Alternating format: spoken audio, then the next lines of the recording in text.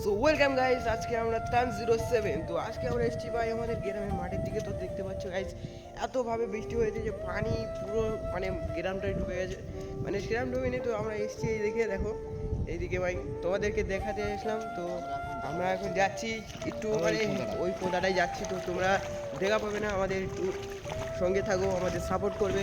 তো আমরা এখন যাচ্ছি গাইস, পরে দেখা হচ্ছে। আমরা ওখানে গিয়ে আবার ভিডিও করবো, তোমাদেরকে দেখাবো। তো রাখছি এখন, বাবা। গাইজ দেখতে পাচ্ছ আমরা ওই সাইড থেকে চলে এসেছি এই সাইডে। তো তোমাদেরকে ওই সাইডে ভিডিও করে দেখিয়েছি। তো এইদিকে মানে এত মানে পানি হয়েছে যে এই বছরে চাষ করাও হবে না গাইজ, এত পরিমাণে পানি হয়েছে, চাষিদের খুব কষ্ট।